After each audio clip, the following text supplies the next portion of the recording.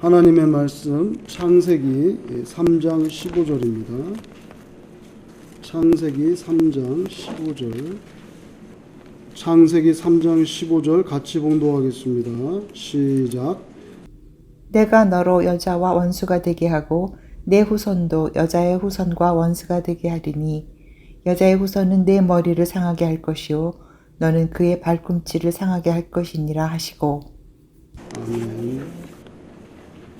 성경 맨 끝부분에 요한계시록이 있는데요. 요한계시록의 초반부는 터키 지역의 7교회의 실상을 먼저 말씀하고 나서 그리고 종말을 향한 하나님의 역사가 어떻게 전개되는지 설명하고 있는데 제일 먼저 7개의 인을 떼는 장면이 펼쳐집니다.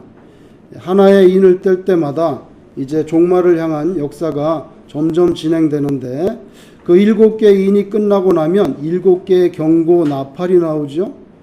7개의 경고 나팔이 울려 퍼져도 돌이키지 않는 세상을 향해서는 7개의 진노의 대접이 쏟아집니다. 그래서 요한계시록에는 seven seals, 7개 인, seven trumpets, 7개 나팔, 그리고 마지막에는 seven bowls, 7개의 대접이 이렇게 순서대로 하나씩 대접이 쏟아지는 거죠. 그런데 요한계시록 16장 12절에 보면 6번째 대접이 쏟아지는 장면이 나오는데 6번째 대접이 어디에 쏟아지는가? 성경에 보면 큰 강, 유브라데 강에 6번째 대접이 쏟아진다는 거예요. 유브라데는 유프라테스 강을 말하는데 여러분이 아시는 대로 소위 세계 4대 문명 발생지 중에 하나인 메소포타미아 문명이 발생한 곳으로 오늘날 이라크 땅입니다. 지금도 거기에 티그리스 강과 또 유프라데스 강이 있죠. 거기에 6번째 보울이 쏟아진다는 거예요. 구약 성경에 보면 큰 개념으로 볼 때 이스라엘은 이 유프라데스 강을 사이에 두고 바벨론과 대치되어 있습니다. 유프라데스 강은 바벨론과 이스라엘을 나누는 말하자면 자연적인 경계죠. 우리나라가 중국과 압록강을 두고 경계를 이루는 것처럼. 그런데 6번째 대접이 그 강 유프라데스에 쏟아졌는데 근데 성경에 보면 그 대접이 쏟아지니까 그 강이 말라버렸다는 거예요. 굉장히 큰 강인데 그럼 말르면 뭐 어떻게 되는 건데? 강물이 말라서 강 동쪽에 있는 동방에서 오는 왕들의 길이 예비되었다고 말씀합니다. 이게 강이 있어가지고 잘 넘어오지를 못하는데 6번째 대접이 쏟아지니까 강물이 싹 말라버리니까 동쪽에 있는 왕들이 이쪽으로 오기가 쉬워졌다는 거예요. 그래서 동방에서 오는 왕들의 길이 예비되었다고 말씀합니다. 유프라데스 강은 지리학적으로 그 강을 경계로 동쪽에는 역사적으로 항상 대제국들이 세워졌는데 아시리아와 그 다음에 또 거기에 바벨론이 망하면 페르시아 이런 제국들의 군대가 강이 싹 말라버렸으니까 서쪽으로 침공하기가 아주 쉬워졌다는 뜻이에요. 그러면 강 건너 서쪽으로 쭉 가면은 지중해 연안에 바로 이스라엘이 있는 거죠. 그러므로 이것은 적그리스도의 세력이 교회를 공격할 길이 열렸다는 그런 상징적인 의미를 담고 있습니다. 종말 때에 정말 성경에 요한계시록 16장 12절 말씀 문자 그대로 정말 유프라데스 강바닥이 바짝 그렇게 마르는 그런 가뭄이 올지는 정확히 모르겠어요. 이게 상징적인 말씀인지 정말 강이 마른다는 말씀인지. 강이 마를 수 있겠죠? 지독한 가뭄이 있다고 했으니까. 그런데 이 말씀에는 더 깊은 영적인 의미가 담겨 있습니다. 그 강이 종말에 진짜 마를지 안 마를지는 뭐 하나님이 알아서 하실 일이고 교회의 상징 이스라엘, 여러분 우리가 다 이스라엘입니다. 왜냐하면 하나님의 백성이라는 뜻에서 우리는 크게 보면 우리 예수 믿는 사람 다 이스라엘이죠. 그런데 교회의 상징이라고 하는 이스라엘과 세상의 상징으로 대표적인 바벨론 사이에 유프라데스 강물이 말라버렸으니 경계와 구분이 더 이상 존재하지 않게 됐다는 거예요. 이 말씀은. 더 이상 교회가 세상과 구별되지 않는 그런 시대가 도래할 것을 예언하고 있습니다. 이건 종말의 특징 중에 하나입니다. 이 세상은 요한계시록의 말씀대로 점점 더 세상과 교회의 구분이 없어지고 모호해지죠. 여러분, 음식이라든지 풍경이라든지 이건 다채로울수록 맛이 있고 멋이 있습니다. 그래서 비빔밥은 맛이 있고 단풍은 형형색색 섞일수록 아름답죠. 그러나 영적으로 혼합되는 거, 섞이는 거, 이거야말로 파멸이고 종말이고 죽음인데요. 진리는 섞일 수가 없기 때문입니다. 유프라데스 강물이 마르게 된다는 것은 바벨론과 이스라엘 사이에 사탄의 세력과 하나님 자녀들 간의 경계가 허물어진다는 얘기예요. 강물이 말랐으니 경계가 없어졌잖아요. 압록강이 마르면 맨 땅이 되면 중국하고 우리나라하고 그냥 걸어가 다닐 거 아닙니까? 그렇게 되면 하나님이 심판하지 않을 수 없다는 거예요. 좀 오래된 얘기인데 2011년 가을에는 신자로서 주목해야 될 두 가지 중요한 사건이 있었습니다. 한 가지는 2011년 9월 15일에 있었던 일인데, 맨하탄에 가면 유명한 리버사이드 교회가 있습니다. 그 리버사이드 교회에 한국의 저명한 불교의 스님이 왔어요. 그 사람 이름은 진제입니다. 진제 스님. 그래서 2011년 9월 15일에 이 진제 스님이 리버사이드 교회에 와서 대법회를 열었던 사건입니다. 그 당시에 진제는 나이가 77세, 대구의 동화사에 있는 중인데 이 스님이 왔어요. 한국과 미국의 불교계, 기독교계 인사들과 교민들 무려 2,000명이 모였습니다. 뉴욕의 그 유서 깊은 맨하탄 리버사이드 교회에 이제 스님의 그 설법을 듣기 위해서 2,000명이 모였어요. 사회자는 빌 클린턴 전 미국 대통령, 그리고 마이클 블룸버그 뉴욕 시장의 축사를 낭독했습니다. 그 대법회가 끝나고 주최 측은 법회 이후에 참석자들로 하여금 한국의 사찰 음식은 이런 것입니다 하고 각종 사찰 음식을 진설해서 거기에 참여했던 사람들이 맛볼 수 있도록 엄청난 리셉션을 준비했습니다. 그 다음날 2011년 9월 16일 이 진제 스님은 그 유명한 맨하탄에 있는 유니온 신학교에 가서 신학교 교수들과 종교 간 대화로 대담을 했습니다. 성경적으로 보면 바알이나 아세라 선자가 예루살렘 성전에 와서 집회를 한 격입니다. 하나님이 보실 때는 별로 다르지 않다고 생각해요. 그런데 이런 일이 아무렇지도 않게 전직 대통령이 축사를 하고 시장이 축사를 하고 불교계뿐만 아니라 기독교 인사들, 교민들 2,000명이 모여가지고 그 유서 깊은 교회에서 예수를 전하는 것이 아니라 석가모니에 대한 대법회를 열었다는 거예요. 근데 아무렇지도 않게. 자, 또 한 가지 사건은 그 진자가 리버사이드 교회에서 대법회를 하고 나서 한 달 열흘쯤 지났을 때 일어난 일인데, 이것은 현재에도 이 미국 땅에 가장 성도수가 많은 가장 큰 대형 교회, 레이크우드 교회죠. 레이크우드 교회 담임 목사 조지 오스틴이 인터뷰를 한 사건입니다. 이것은 2011년 10월 24일에 워싱턴 타임즈지와 인터뷰를 했는데, 거기에서 여러 가지 이슈를 말하면서 몰몬교를 기독교의 한 형태라고 인정을 했습니다. 그 오스틴의 말을 그대로 인용하면 나는 몰몬들이 크리스찬이라고 믿는다, 그렇게 말했어요. 그럼 왜 그런 얘기를 하느냐? 공개석상에서 몰몬 교도들은 나는 나와 똑같은 크리스찬이라고 믿는다, 그렇게 말하는 것은 그 다음에 2012년에 대통령 선거가 있는데 그때 공화당 후보 5명이 나오는데 그 중에 막강한 후보가 미트 롬니입니다. 미트 롬니. 전 매사추세츠 주지사를 지냈어요. 그 당시에. 지금은 유타주의 상원 의원입니다. 근데 그 미트 롬니가 몰몬 교도예요. 근데 오스틴은 롬니를 밉니다. 롬니를 밀고 있다고. 그러니까 몰몬교도다 그러면 기독교는 잘 표를 안 찍을 거거든, 보나마나. 그러니까 오스틴은 몰몬교도는 나와 똑같은 크리스찬이라고 나는 믿는다. 그리고 나서 3개월이 지난 다음에 2012년 1월 16일 날 오스틴은 CBS 오늘 아침 디스모닝 프로에 출연해서 몰몬 교도인 롬니 후보에 대해서 이렇게 말했습니다. 그대로 옮기면 그는 나와 마찬가지로 진짜 크리스천이다.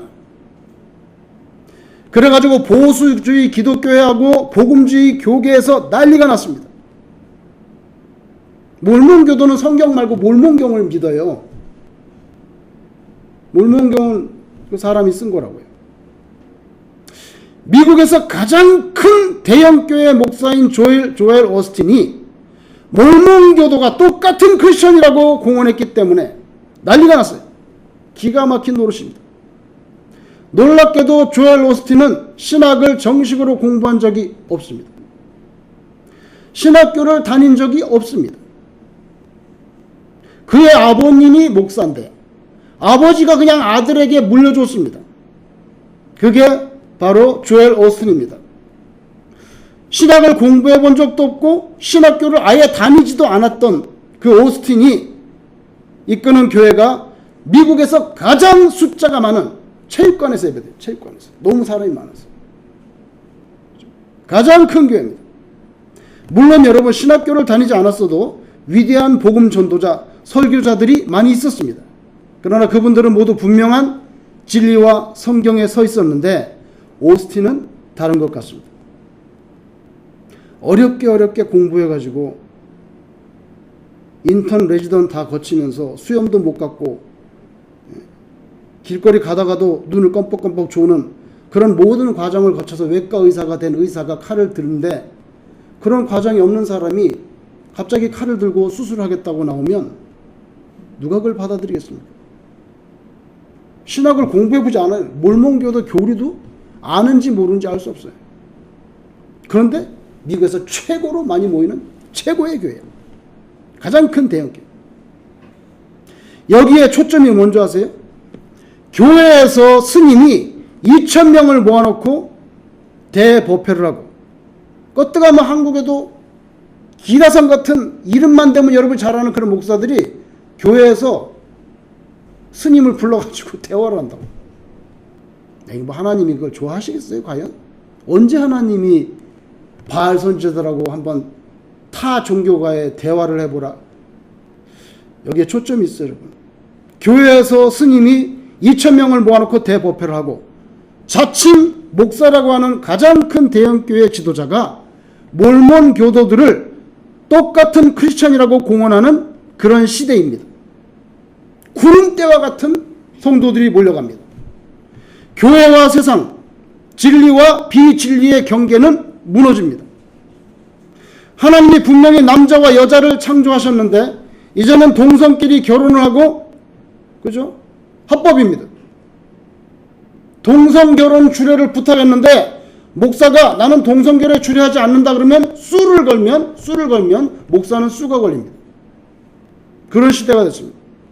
결혼증명서에 더 이상 신랑 신부가 아니라 영어로 어저께도 한번 제가 보니까 스파우즈 1, 스파우즈 2 그냥 배우자 1, 배우자 2 혹은 파트 1, 파트 2 신랑 신부란 말은 점점 없어집니다. 미국에서 운전면허증 어저께도 제가 보니까 운전면허증에 성별이 있더라고요. M 딱 찍혔어요. 운전면허증 여권 등에도 앞으로는 합법적으로 메일, 피메일 남녀뿐만 아니라 그리고 또 한 가지 unknown 성별을 알 수 없음. 세 가지 중에 하나가 찍히게 됩니다. 다 법으로 통과됐어요. 유모차를 끌고 아이를 밀고 공원 산책을 하는데 남자 둘이 같이 있다든지 여자 둘이 같이 끕니다. 그 어린아이는 자라면서 엄마 아빠의 개념이 없어집니다. 누가 엄마고 누가 아빠입니까? 지금은 좀 수면 아래로 잦아들었지만 한때 뉴에이지 무브먼트, 뉴에이지 운동이 아주 유명했는데 이건 창조주와 피조물 간의 하나님과 피조물 간의 엄연한 구별을 철폐합니다. 소위 뉴에이지 운동의 메시지가 거기에 있어요. 짧게는 역사가 뉴에이지 운동이라는 게 1875년에 바로 뉴욕에서 러시아 출신 여자 헬레나 블라바츠키 이름도 그래. 이 여자가 이 운동을 시작했는데 이 뉴에이지 주요 사상은 여러분 들어보세요. 첫째, 인본주의. 두 번째, 이론론. 세 번째, 범신론. 네 번째, 다원주의. 다섯 번째, 이컬러지. 생태학. 여섯 번째, 환생. 일곱 번째, 심령술. 여덟 번째, 영지주의. 마지막 아홉 번째, 새로운 과학, 신과학, 뉴 사이언스. 여기에 주목할 거는 뉴에이지 핵심 사상, 인본주의, 이론론, 범신론, 다원주의 예외 없이 전부 기독교 교리에 배치된다는 거예요. 겉으로 보면 자연보호 운동입니다. 자연보호 운동. 그냥 쉽게 말하면. 그런데 궁극적인 목적이 뭐냐면 자연과 인간은 하나다. 자연과 인간은 하나다. 정신적, 육체적인 치유와 평화에 초점을 두는 건강운동인 것처럼 보이기도 합니다. 그래서 뭐 그냥 계곡물이 흘러가는 그런 거, 새소리가 들리는 그런 음악을 녹음해가지고 CD를 만들어서 듣고 가부좌를 틀고 명상을 하고 합니다. 물론 자연이 사람들의 삶의 터전이 되는 거 그거 맞죠. 그러니까 자연을 보호하고 환경 파괴 막아야 되는 거 맞죠. 그러나 그렇다고 해서 어머니 지구님 이렇게 부르는 것은 황당한 일인 거지. 우리 하나님 아버지 이거 바꾸는 거예요. 아버지 아니고 어머니 지구님. 그래서 하나님하고 자연과 지구가 이게 같은 개념이에요. 그냥 다 섞여 있어. 창조주 하나님, 피조물, 이 세상, 지구, 사람, 이건 엄연히 차원이, 이거 디멘션이 다른 건데 다 섞여 있어. 범신론이야. 환생, 신령술, 경계가 무너진다는 거예요. 종말로 치닫고 있습니다. 하나님의 백성, 적 그리스도의 추종자들 사이에 구별이 없어지는 악한 시대, 성경은 교회가 세상과 어깨동무하는 그런 시대가 도래할 것을 예언하고 있습니다. 자, 창세기에 6장 2절에 하나님의 아들들이 사람의 딸들과 혼인했다는 말이 나옵니다. 이게 정확한 뜻이 뭔지는 너무 어려워서 정말 해석하기 어려워요. 그러나 어쨌건 뭔지 잘 모르겠지만 하나님의 아들들이 사람의 딸들과 결혼했다는 것은 뭔가 섞이지 말아야 될 경건한 그룹들이, 경건치 않은 그룹, 하나님을 모르는 무신론자, 그런 사람과 결혼을 했다는 거예요. 그런데 그 구절 바로 뒤에 창세기 6장 2절 바로 6장 3절에 뭐라고 말하냐면 하나님의 영이 사람과 함께 하지 아니할 것이라. 그거 바로 그 뒤에 구절에 나옵니다. 하나님의 영, 홀리 스피릿이에요. 그냥 스피릿 오브 갓. 하나님의 영이 사람과 함께 하지 않아. 앞으로. 그리고 6장 6절, 창세기 6장 6절에 가면 땅 위에 사람 지으셨음을 한탄하사 마음에 근심하시고, 그 다음에 6장 13절 급기에 하나님께서 사람들을 땅과 함께 멸하겠다 선언하시고, 그리고 드디어 노아에게 방주를 만들으라고 지시합니다. 이 모든 내용이 창세기 6장 단 한 장 안에서 다 벌어지는 일이에요. 하나님의 아들들이 사람의 딸들과 혼인했다는 건 혼합을 말하는 거죠. 섞이는 거예요. 분별, 경계, 순수함의 보존, 이거 다 무너진다는 뜻입니다. 그럴 때 하나님께서는 대홍수로 인간 세상을 심판하셨습니다. 이미. 이제 남은 것은 마지막 한 가지, 물이 아니라 불로 심판하는 것. 시대는 바뀌고 역사는 아무리 많이 흘러도 포맷은 똑같아. 뭡니까? 진리와 비진리를 섞는 것. 하나님과 인간의 존재론적인, 하나님과 인간의 존재론적인 구분, 요거를 허무는 것. 교회와 세상이 뒤섞이고 혼잡되는 것.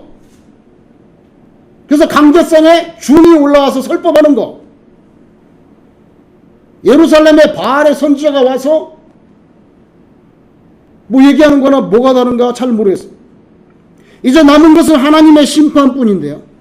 그래서 이 시대에는 크리스천들이 진짜 신자답게 살아가는 거 뭡니까? 세상과 섞이지 않고 진리를 오롯이 세우고 비신앙을 신앙이라고 말하지 않는 것, 물량, 배금, 황금 만능주의를 상징하는 바알리즘. 바알이 뭡니까? 풍요의 신이잖아요. 농사 잘 되게 하는 거, 비 내리는 거. 이 바알리즘을 여호와 하나님을 섬기는 신앙과 혼합하지 않는 거, 하나님이 세우신 경계와 구분, 남자, 여자, 하나님, 인간, 창조주와 피조물, 진리와 비진리. 여러분 옆에 가면 바다 있죠, 바다. 조한스비치. 하루 종일 파도를 치지만 절대 해변 위로 넘어오지 않습니다. 왜? 하나님이 거기 경계를 정했기 때문에. 하나님이 지구하고 달하고 딱 힘을 조정하셔서 너는 여기까지만 가라. 그 다음부터는 사람들이 집 짓고 사니까 너는 하루 종일 파도를 치는 건 좋은데 여기 넘어가지는 못해 하고 경계를 딱 정했더니 바다는 질서를 지킵니다. 경계를 넘지 않습니다. 인간만이 쓸데없이 왔다리 갔다리 넘나듭니다. 그래서 그렇게 혼합하지 않는 거, 하나님이 세우신 경계와 구분을 지우지 않는 거, 이것이 이 세상을 그나마 아직도 버티게 하는 이건 마지막 버팀목입니다. 오늘 본문 말씀에 아담과 하와가 선악과를 먹고 난 다음에 하나님께 징계를 받는 장면인데요. 하나님께서 뱀을 향해서 말씀하시는 거예요. 내가 너로 여자와 원수가 되게 한다. 왜냐하면 사탄이 뱀에게 들어가서 하와를 꼬드겨가지고 선악과를 먹게 해가지고 결국 아담과 하와가 다 죄를 짓고 마침내 에덴 동산에서 쫓겨나게 되었으니 뱀과 하와가 어찌 원수가 아니겠습니까? 그러니까 내가 너로 여자와 원수가 되게 하고 그 다음에 내 후손도 여자의 후손과 원수가 되게 하리니 여자의 후손은 네 머리를 상하게 할 것이요 너는 그의 발꿈치를 상하게 할 것이니라. 이 말씀대로 결국 훗날 사탄은 가룟 유다 속에 들어가서 예수님을 십자가에 못 박아 죽였습니다. 분명히 죽였어요. 그러나 주님은 부활을 하셔버렸기 때문에 예수님을 완전히 죽이지는 못하고, 말하자면 뱀이 주로 발을 물듯이 이 사탄이 예수님의 발꿈치 정도는 상하게 했어요. 왜? 죽었으니까. 그러나 여자의 후손 예수님은 3일 만에 완전히 부활하셔버렸기 때문에 원수 사탄은 완전히 패배시키고 결국 마지막에는 영원한 불못으로 던져놓게 되니, 비유하자면 뱀은 그 머리 대가리를 짓이겨 죽여야 되는데 그래야 죽잖아요. 꼬리 잘라도 산단 말이에요. 머리를 짓이겨야 돼. 여자의 후손 예수님은 사탄 그 뱀의 머리를 상하게 하신 것을 뜻하는 거예요. 그래서 예언대로 됐어요. 어쨌건 예수님 십자가에 못 박았으니 발꿈치 정도는 물은 거지. 그러나 여자의 후손으로 오신 예수님은 부활하셨기 때문에 뱀의 머리를 상하게 한 거죠. 그래서 네 후손도 여자의 후손과 원수가 되게 하리니, 이 말씀 주목합니다. 왜? 사탄, 이 영적인 원수와 신자들 사이에는 타협과 이해와 배려와 화해와 대화라는 것은 있을 수가 없습니다. 여러분, 일상 인간 사회에서는 여러 가지 일들이 벌어지죠. 그 인간 사회에서 벌어지는 거기 세상 만사에는요, 이해를 해줄 수가 있어요. 배려도 해줄 수가 있어요. 용서도 해줄 수가 있어요. 화해도 할 수가 있어요. 먼저 손을 내밀 수도 있어요. 자비를 베풀어 줄 수도 있어요. 그러나 영적인 세계는 하나님의 존재와 주권에 그거에 관련된 문제이기 때문에 오직 이쪽이냐 저쪽이냐, 너는 이거냐 저거냐, 선택입니다. 둘 다는 있을 수가 없어요. 섞이는 거, 혼합, 비스무리하다고 말하는 거, 상호 간의 대화, 이런 것은 모두 하나님의 뜻이 아니고 죄악입니다. 오늘 뱀에게 말씀하신 내용은 아주 짧은 말씀이지만 우리 신앙생활의 가장 확고한 기본입니다. 뭡니까? 너의 후손과 여자의 후손, 곧 마귀의 추종 세력과 예수 그리스도를 따르는 제자들 간의 관계 규정을 내가 하겠다. 간단해. 원수. 이건 지울 수 없는 경계입니다. 여기에는 오직 전쟁만 있을 뿐이에요. 오늘날 고상하다고 말하는 민주적 사회 속에서 신자가 가장 주의해야 될 단어들이 몇 개 있습니다. 인권, 포괄적인 이해, 다양한 목소리. 자, 이런 류의 단어들입니다. 신앙에 문제가 없는 한 얼마든지 좋은 말입니다. 인권 우리가 찾고 주장해야 되죠. 포괄적인 이해. 얼마나 좋은 말입니까? 신앙에 문제가 없는 한 다 좋은 말이고 추구해야 될 가치이지만 진리, 신앙에 배치되는 이슈들까지도 이런 인권, 포괄적인 이해, 다양한 목소리, 하나 되고 어우러지는 하모니, 다원주의 이런 말로 포장하는 데는 결코 가담하지 않아야 됩니다. 영적인 원수 간에 전략적인 제휴라는 것은 있을 수 없습니다. 그건 하나님께서 안 된다고 선언했어요. 이건 제가 하는 말이 아니라 오늘 하나님께서 본문에 원수됨이라고 말했잖아요. 여자의 후손과 뱀의 후손은 관계가 딱 하나예요. 원수. 요건 인간의 사회가 아니기 때문에 하나님과의 관계이기 때문에 여기는 사족을 붙일 수가 없고 아무것도 거기에는 토를 달 수가 없어요. 하나님께서 오늘 본문에 원수 된다고 선언하셨기 때문에 여러분, 적은 미소를 띠고 다가와도 여전히 적입니다. 창세기에 기록된 태초의 유혹, 절대적인 구별을 없애려는 거. 뭡니까? 사탄이 뱀 속에 들어가서 찾아와가지고 뭐라 말합니까? 너희가 그것을 먹는 날에는 너희 눈이 밝아져가지고 하나님과 같이 되어, 선악과를 먹으면 하나님과 같이 되어 선악을 알 줄 하나님이 알기 때문에 못 먹게 한 거야. 하나님이 금하신 선악과를 먹으라는 거야. 사람이 과일 하나 따먹는 것 가지고 하나님과 똑같이 된다고 하는데 그걸 믿고 어리석게 거기에 넘어가 버렸어요. 여러분, 에덴 동산에 있는 각종 과실들 다 광주리처럼 따가지고 매일매일 퍼먹어도 사람은 사람이고 하나님은 하나님이시죠. 안 바뀝니다. 세상 경계가 허물어진다고 해도 여러분 내면의 신앙의 경계까지 모호해지면 그러면 죽음입니다. 그건 하나님께서 그거 뭐 없어요. 그건 마침표 찍었기 때문에. 여호수아 장군이 선언한 거, 오직 나와 내 집은 여호와를 섬기겠노라. 바울사도 뭐라 말했습니까? 믿지 않는 자들과 멍에를 같이 매지 마라.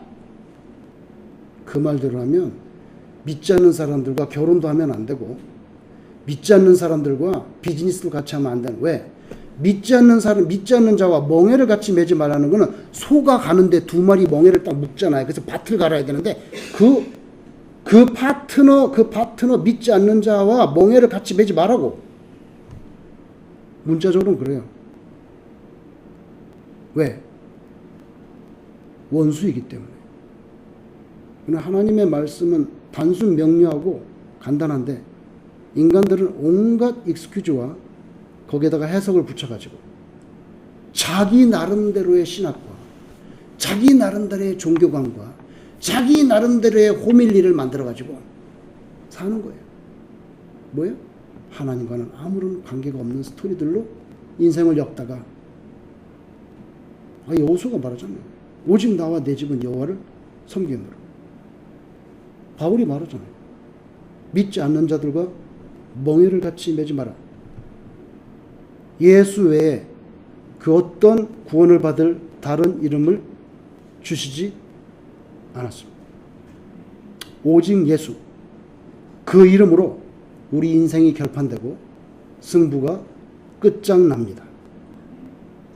저와 여러분이 유프라데스 강물이 말라가는 이 시대에 내가 과연 어느 편에 서 있는지 가슴에 손을 얹고 진심으로 돌아볼 수 있는 그런 도전이 되기를 주의 이름으로 축원합니다.